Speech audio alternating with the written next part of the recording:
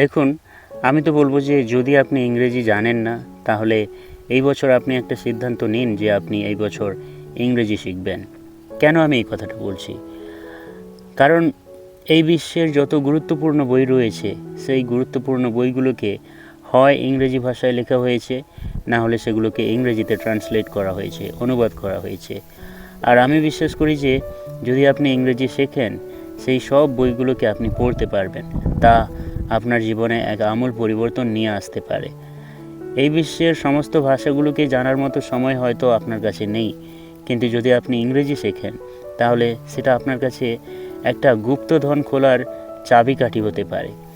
আপনি অনেক উন্নতি করবেন যদি আপনি ইংরেজি শেখেন এবং আপনি সেই বইগুলোকে পড়তে শেখেন, যে বইগুলো মানুষের জীবনের উন্নতির রহস্যকে লুকিয়ে রেখেছে। আর যখন আমি বলছি ইংরেজি শিখুন, তখন আমি স্পোকেন ইংলিশের কথা বলছি না। হ্যাঁ, স্পোকেন ইংলিশ শেখা বেশ ভালো, কিন্তু আমি এখানে বলতে চাইছি একাডেমিক ইংলিশের কথা, অর্থাৎ যে ইংরেজি স্কুলে, কলেজে, ইউনিভার্সিটিতে ব্যবহার করা হয় সেই ইংরেজির কথা।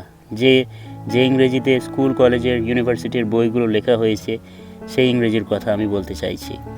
আপনি তা শিখুন এবং আপনি নিচের লেভেলের বইগুলোকে পড়তে শুরু করুন।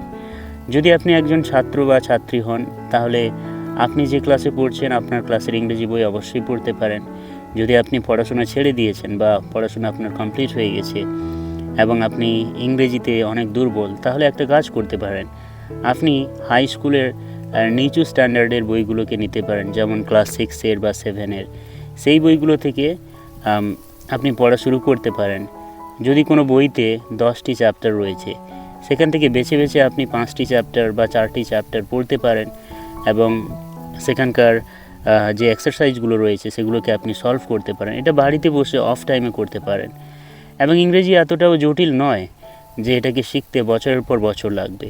যদি নিষ্ঠার সঙ্গে শেখা যায়, তাহলে এটা কয়েক মাসের মধ্যেই শেখা সম্ভব।